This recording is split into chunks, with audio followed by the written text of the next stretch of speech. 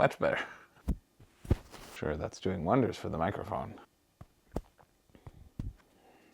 Hi everybody, I'm back. I'm back at home. Finally made it back after a contract in Morrisburg, Ontario doing Christmas Carol, but that's not why we are here. We are here to talk about all the games that you missed out on because some jerk told you not to buy them. That's right, we are counting down the best $1 million campaigns in board gaming of 2022. And there were 38 campaigns on Kickstarter under the tabletop games category that broke the $1 million bar on Kickstarter, but 15 of them were board game adjacent. I said it, it's a Christmas miracle. 2 of them were trading card games that I'm not going to talk about because they're obviously at the bottom of my list because I hate trading card games and everything they stand for. 2 of them are miniature lines. 1 was a table, the affordable table that was, as much as a regular table. 1 was a deck box system that you could spend a stupid amount of money on something that can hold your cards when you could have gotten one of them for $2. 1 was a flip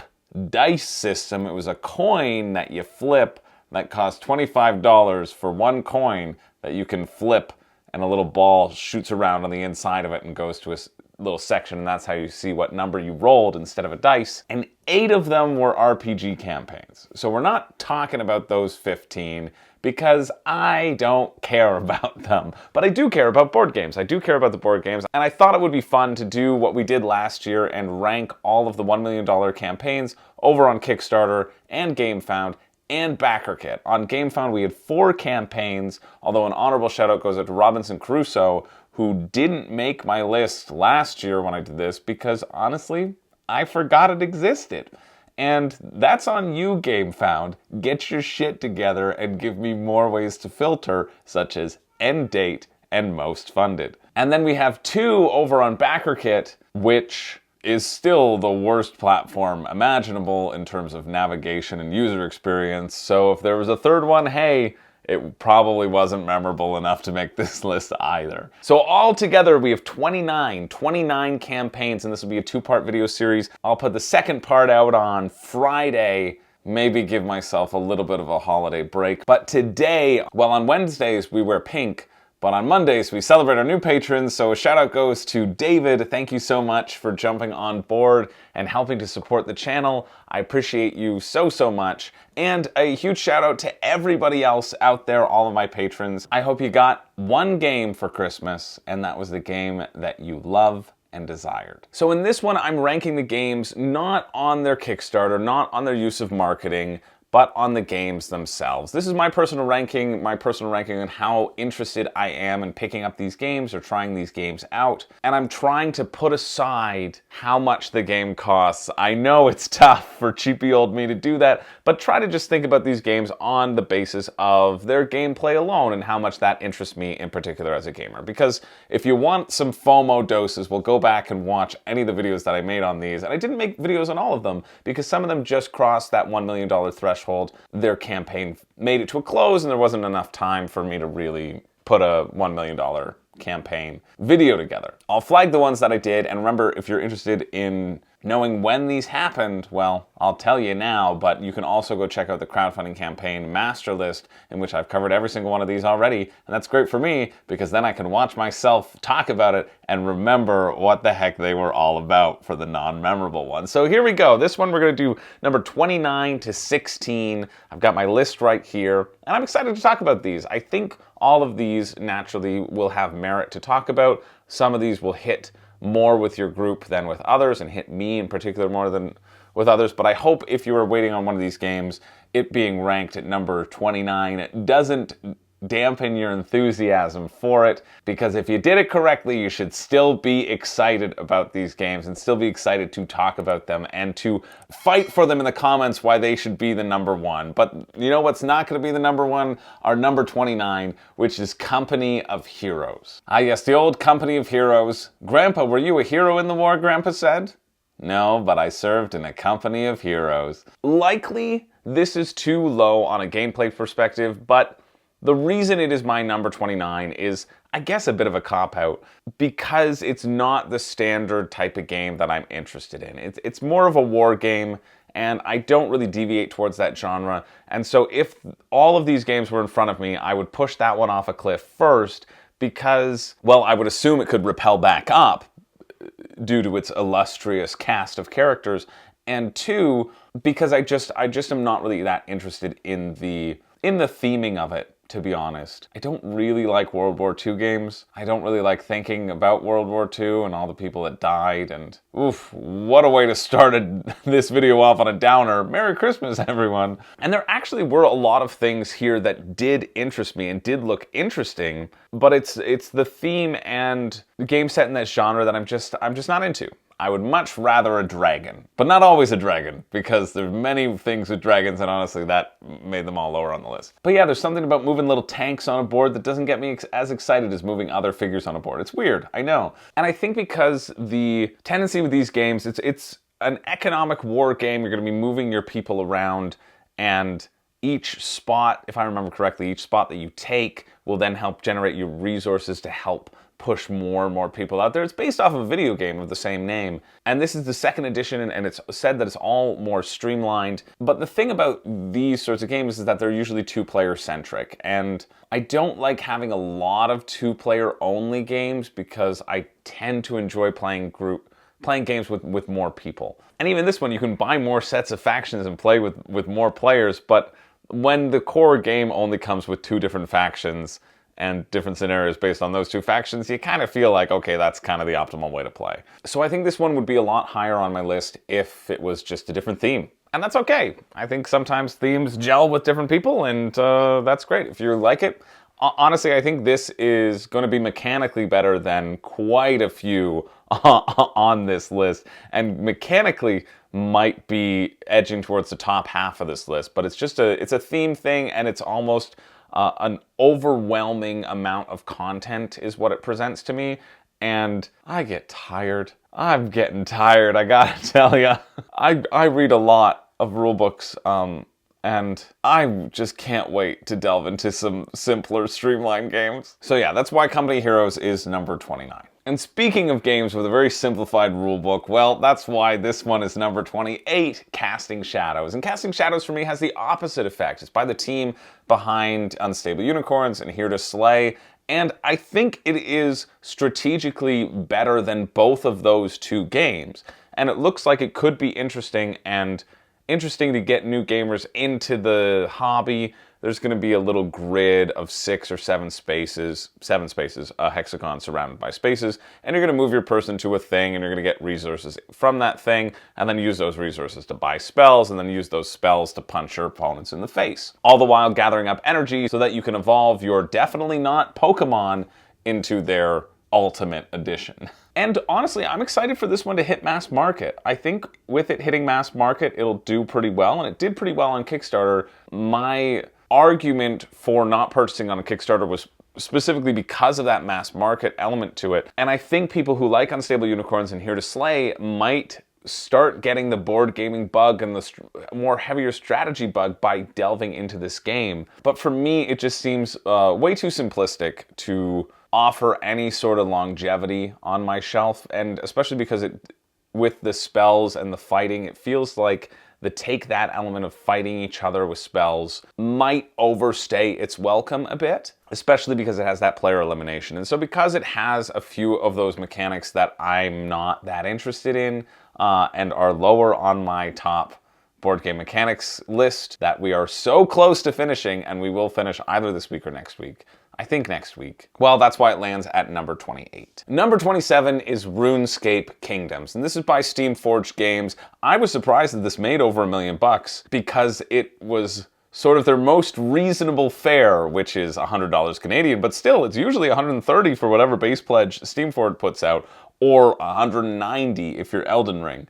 I think that's what it was. I forget. We'll talk about that when we come to it. But RuneScape raised £875,000. I should start including the amount raised, and I will, which is nothing compared to Casting Shadows' $4 million, and Company of Heroes $1.2 million. But RuneScape Kingdoms is really a narrative D&D style game, and I don't mind this, but I think it's going to be heavily determined by narrative text. Like I said when I first covered it, I think the choices that you make are going to feel not that significant. They have a cool leveling up system. It only costs you 3 experience points to level up a specific stat and get something else, and I think that level progression will feel interesting, but that's about all that I would be interested in, and it didn't really give me any reason to jump into it if I wasn't a fan of the IP. There wasn't anything mechanically here that made me want to cover myself in glue and roll around in RuneScape miniatures, which is a feeling you want, right? It's a feeling that you always want when backing one of these campaigns. So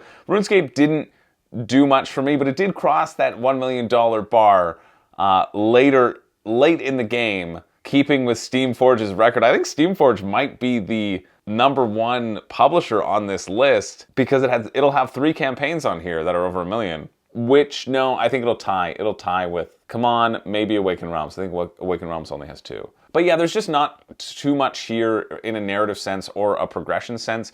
It seems like it's going to be a lot of just reading passages of text. And you know what, RuneScape? Maybe you could have gone up further if you had included a rulebook back in your main campaign days. Because you didn't, and I still don't think there's one. I think people are just backing off the IP, and hey, well, that's what Steamforge does best. Moving along to number 26, and it's very surprising that this one is not dead last, but I think because I have spent and enjoyed time with Epic Spell Wars, both of those deck builders, and I see the parallel to this one, it makes me a little bit more lenient towards it and hope for a better future. This is the DC deck building game. I played this game. I got this game for Brandon and Zach for Christmas because we really like Attack on Titan, the deck building game. It's by Cryptozoic. And so it's a very similar system. And we thought, okay, great, we'll get this DC. Well, I thought, great, well, I'll get this DC deck building game. It's going to be amazing. But it just is so random. It's just so completely random and doesn't feel like you're a superhero. It doesn't feel like you're fighting superheroes. There's no sense of cohesion when you're meshing things together in your deck. It just doesn't give me the feeling that I like in a game. And so knowing that I don't like this as a game, I don't think I would want to pick up a copy of this. But I have been enjoying and have been enjoying the randomness of Epic Spell Wars Battle at Annihilageddon. One of them. Epic Spell Wars Annihilageddon, Epic Spell Wars Annihilageddon with the cheese nachos. I think they're going to have a third campaign coming out, which I'll be interested in, to be honest. I will. But I think the randomness works in that because of the theming and because of the party elements, and I think they've worked hard to try to make it not that random. And in the DC deck builder, it just feels like once you snowball, you just run away with the game. And I think with Epic Spell Wars, you're able to target people who are in the lead and kind of claw your way back. And I think in DC Deck Builder, I didn't get that feeling, or I don't remember it. They've probably implemented that by now to make it better, but I just don't believe it's a system worth investing in. So that's why it is my number 26. It did break that $1 million bar, though. It raised $1,083,000. So way to go, Cryptozoic. I like you because of Attack on Titan and Epic Spell Wars, so I'm happy that they did well. Moving along to number 25 at 861,000 pounds, which is $1.046 million US dollars. I mean, if it was Canadian, we'd be throwing everything into the mix. We have The Last of Us Escape the Dark, and I'm happy with this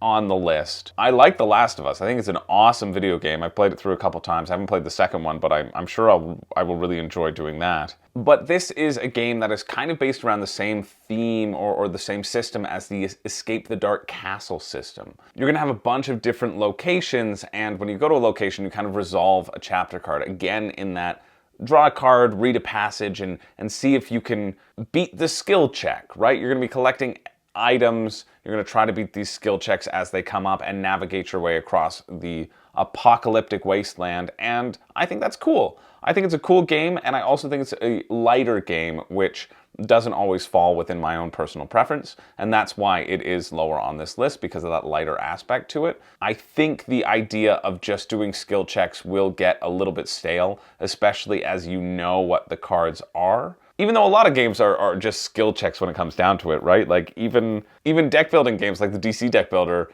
you're going to play as many cards as you can and buy something off. That's kind of like a skill check if you really think about it. How do you have the stuff in your hand to deal with it? I mean, most skill checks are usually rolling dice, but still, that's a digression. I'm very surprised this one cracked over $1 million, but I think it's on the backs of the IP, because I personally feel that the system itself feels a bit too rudimentary for me to find enjoyable for a long time. But I think it's got a unique art style. It's all black and white. And I like that it plays in an hour. I think this is going to be a really accessible game. I hope the price point doesn't detract new gamers from jumping on board, because it was £65 for the standard edition. So that's like $100 Canadian. And I think that's a hard pill to swallow when you're just getting into the hobby. I think if you're entrenched in the hobby, well, then you're used to chopping off your limbs and selling them on the black market to try to get the money for that next Kickstarter hit. Believe me, I've purchased my fair share of limbs instead of board games, mainly so that you can all enjoy the board games, right? Not because I just love collecting limbs. That's not something that I do. Okay, those allegations are false. I don't aspire to be Shigaraki for Halloween. All right, it's fine. But yeah, I think that juxtaposition between the price and the accessibility, it doesn't mesh well with me. I know I said I wasn't gonna talk about price, but here we are.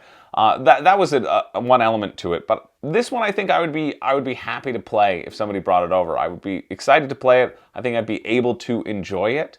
I just don't think I personally would want to play it over and over and over again. So that's why it's number 25. Then this might be a hot button pick, a hot take. That's the word I was looking for. But number 24 is Tainted Grail, Kings of Leon. No, Kings of Ruin, that's it. And this is number 24, and this honestly could have been lower. This is lucky that it made it here, and that's for a few reasons. One, I haven't finished Tainted Grail. It caused many arguments between me and my girlfriend, and I am sure will be the reason for the inevitable demise of our relationship. Sorry if I'm shouting. I'm getting more excited as the list progresses and trying to fight through the tired throat that, we always have around this season. This season, of course, being living with a gross baby who gives you COVID and various flus and sicknesses. Not my baby. I sold it for some more limbs. But yeah, Tainted Grail raised $4.42 million on GameFound. It is Awakened Realms baby, but I haven't finished the first one, right? The first one hasn't drawn me in enough to keep going back to it, and I think has helped solidify that I don't like narrative-driven games. I don't think I do anymore. And I used to think that I really did, but I don't think I do. I think I want something that has more of just a pasted-on story like Gloomhaven does, because you're too busy doing the dungeon crawl to really care about the story, and the story is secondary. And I feel with Tainted Grail, the story is kind of front and center, and it hasn't gripped me as much as I was hoping it to. I feel like a lot of these campaign games or these narrative-driven games are talked about as like, this is the best story I've ever experienced, and some of them might be, but all of them can't be, unless, of course, you're escalating every time, in which case, when you look back, well, the first ones were probably just unique, and that helped amplify how great that experience was. And that's great. I hope that experience happened, and I hope people really enjoyed it, and I know people enjoyed Tainted Grail, but it's just not something that I've been able to really sink my teeth into, and that's disappointing to me because I thought I would. So I wasn't going to get tricked again by Tainted Grail, Kings of the Stone Age, but I might have easily been tricked into getting everything if I didn't already have that first Tainted Grail and play it and realize maybe it's not for me. I'm still holding on to it. I'm still holding on hope, right? It's probably at that point where I should just pull the trigger and sell it to some other poor unsuspecting schmuck and get a few more limbs in return. But I don't know what this joke is, but it feels like it will be very ongoing. Or I'll forget about it entirely and think that I would have kept it up. And that's what she said. So yeah, it really didn't grab me in because I have had that prior experience, and It was just okay. So that's why it's sitting at number 24. Number 23 is Dead by Daylight. And I'm honestly surprised this made it this high, because I'm also not that interested in this one. I like it because it feels streamlined, and I like it for one specific reason. Well, two reasons. I like that it was affordable. Yeah, I know, again, we're talking about price when I said I wouldn't. But I also liked that you have to sense the communication between your team. It's one versus all game. One person plays the killer, trying to get 8 bodies on their little hooks. Something, well, a certain someone might be able to relate to. And then the other people are trying to escape the area. They have to turn the power on and find the exit and activate things. And you'll all be playing these movement cards. I think the killer gets 2 and the people get 1. But you want to work together, but you can't really talk about who's going to go where and who's going to go somewhere else. Because, of course, the killer is just sitting there, dripping with blood, listening to your every move. And so you want to talk in code. And I like games that encourage this idea that there's one person listening in, and the other people are like, hey, you know what I'm doing, right? Yeah, of course you know what I'm doing. But no, don't talk about it anymore, because they're going to be paying attention. Okay, cool. I got you covered. And so you can talk, and you can, in a normal co-op game, you can talk and you can discuss about what's going on and how you can best optimize your actions. But if the killer overhears this, it makes it a lot harder to optimize the actions when you're walking headfirst into a machete. Speaking from personal experience. So that's why I like this one. I also like that, honestly, the gameplay section is right at the top of the page. That makes a hell of a difference, especially when people are going back and wanting to find out about your game and not being hit with marketing and not being in that frothing state of FOMO, but are actually there to consider the game. Well, now you can actually see what game you're considering. So I do like Dead by Daylight for that aspect, but again, it's just a little bit too light on the mechanics side for me to be truly interested in putting it forward. I don't know, it could go up a couple spots, honestly, but I think I'm happy where it is, comfy at number 23. Now, number 22 is Kingdoms Forlorn. And there's a lot that I do like about Kingdoms Forlorn, and it's the scope of it that is both a positive and a negative for me. You're gonna get this big book that's just your character stuff. And then you're going to do scenarios, and you're going to do scenarios on these little maps, exploring these towns, and then you're going to go to a whole separate other board and have the boss battle on that board once you do the other things in the exploration area. And I don't mind that separation of things, but it feels exciting, and it also feels overwhelming to me. But I think it's cool. I think it's cool that everybody has their own little objective for that session, and you choose a kingdom that it makes sense to complete that objective. And so you're all working together, but you're all kind of working for your own personal reasons, but it's a co-op. It's not a semi-co-op, it's co-op. You have to all satisfy each other's reasons and satisfy each other, as any good game night hopefully ends with. So I think it looks fun, but I also don't think that there's much that makes it stand out amongst the rest, right? Maybe it's the narrative elements, maybe it's the backstory, maybe it's the amount of content, maybe it is these separate boss battles that feel dynamic and jumping around. But I think because there are so many moving parts, none of it has really jumped out to me, and it's earned the spot a little bit over everybody else because of the potential that I do see in it. But if I had the box in front of me or on my shelf, I don't think I would open it for over a year. Realistically, because I would want to have the right time, I'd want to make sure I knew all the people who were going to be involved, and I had enough time and energy and effort to put into this, and I just don't think, there's not enough here, there's not one thing that's hooking me in that would make me want to open the box. Something that would make me want to open the box, maybe, is the big toy factor of Return to Dark Tower. That's our next one, number 21, that raised $2.052 million over on BackerKit, that I feel would provide me a co-op game just very similar to Pandemic, or less exciting than Pandemic, but similar, managing things so that they don't explode in skulls. We don't want skulls, we want limbs. I think I've made that very clear. Return to Dark Tower is stupid expensive, but again, this list is not about the expense, it's about the actual fun factor and my interest in playing the game. And I think Return to Dark Tower seems like an interesting game. I think it's overproduced and it's silly, but I think it would be enjoyable to play that silly, right? I think having that big tower in the middle would be fun. I think the randomization of it spitting out the skulls and not knowing when that's going to happen and trying to manage the board as best you can while fighting off the various enemies and making sure that all the lands are okay and having your own unique individual ability based upon the hemisphere that you're taking.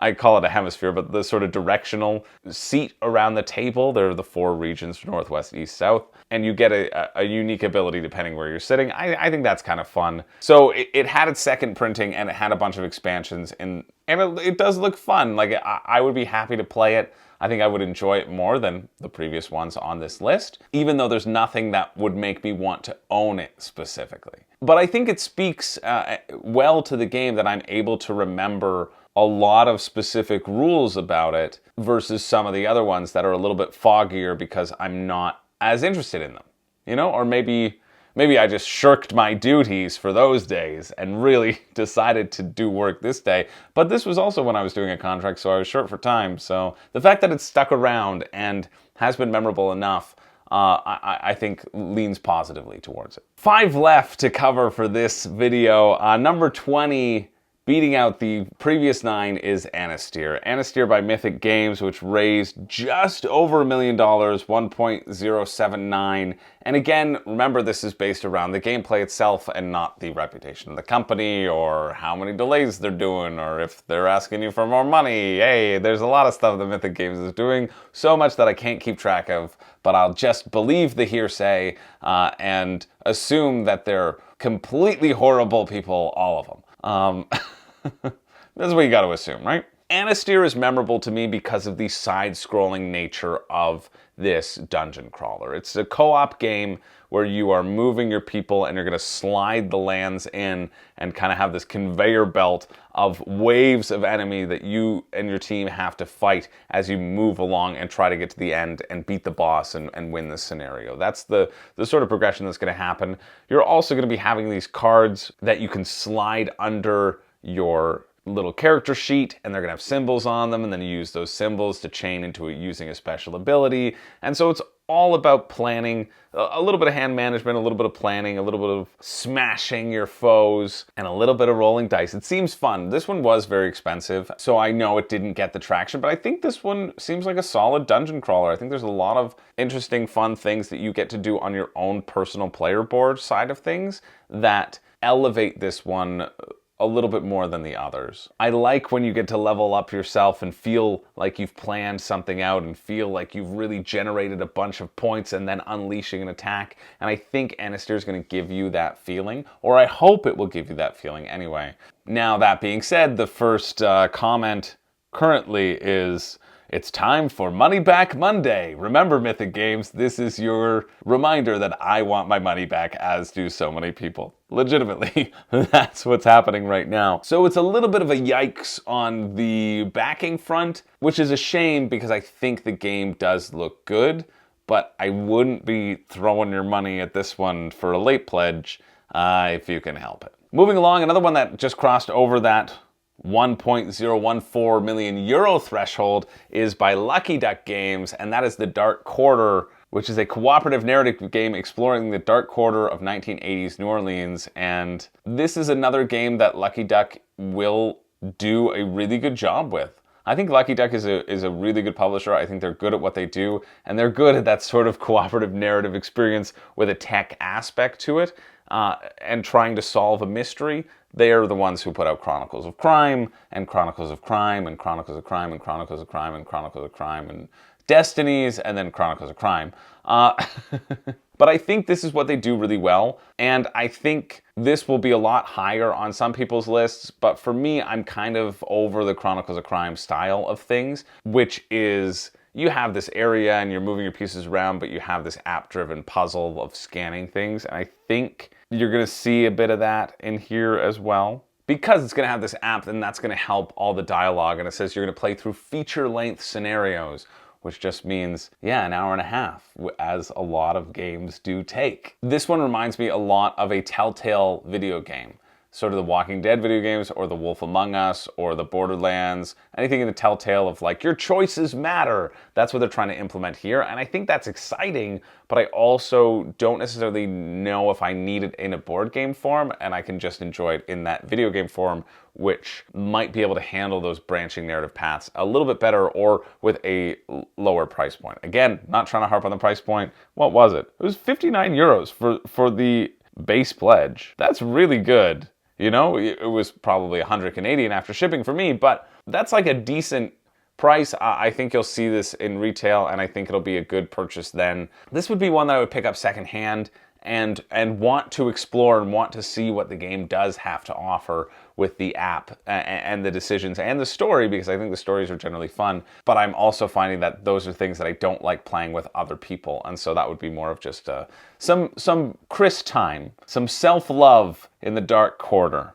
of the room. Moving along to number 18, HoMaM, HoMaM, HoMaM. That's right, we have Heroes of Might and Magic 3, the board game. This is one of the more recent 5 Reasons You Shouldn't Back videos that we put out, and there was a lot here that I did like. We're moving into games now with Dark Quarter and Heroes of Might and Magic of things that I see lots of positives with, but also ultimately don't feel the need to add to my personal collection. I really like the exploration system of Heroes of Might and Magic, or what they were putting forward as well. I wasn't a huge fan of the lane battling system here, but the opening up the world and moving around and claiming specific spots and using those resources in effective and fun ways to build your stats in your deck and hire more people. I think this one ultimately does look fun. I think people are excited about this because of the IP. It raised 3.834 million euros, smashed a bunch of stuff,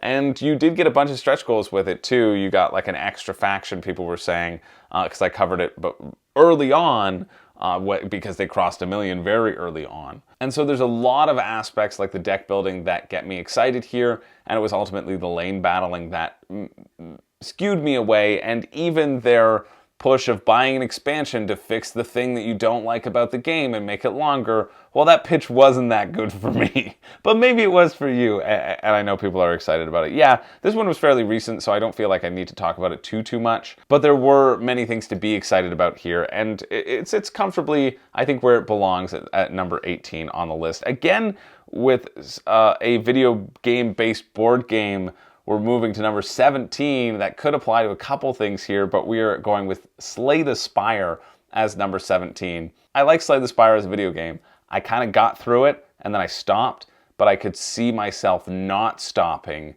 and if I had it on the Switch and could have just pulled it up and done it in the palm of my hands, but you ain't got to turn on the TV. Too much. But this does look good. It looks like a faithful representation of the game. I think the sleeve element of flipping your card around seems very slick. And I like deck building, and I like this progression system that you would go through fighting these random enemies as they whittle down your health. This is again one that I would be happy to play, and I would enjoy playing with someone, but I don't see the need for me to personally own it. That's the theme of this this back half, at least. It gets a little bit harder when you move into the top half. But yeah, basing things purely off of mechanical interest and not because there is a video game that I can just play and have a better experience. I think this experience will be fun. I think it'll be a fun time. I think it'll really be true to the video game, and I think fans of the system will really enjoy it. And that's why it did raise almost $4 million, 3.939 million raised by Slay the Spire. Did they give any additional stretch goals? No, they just said, yeah, you unlocked them all. It's beyond our wildest dreams. We're not giving you any more. I think they said that. Something along those lines.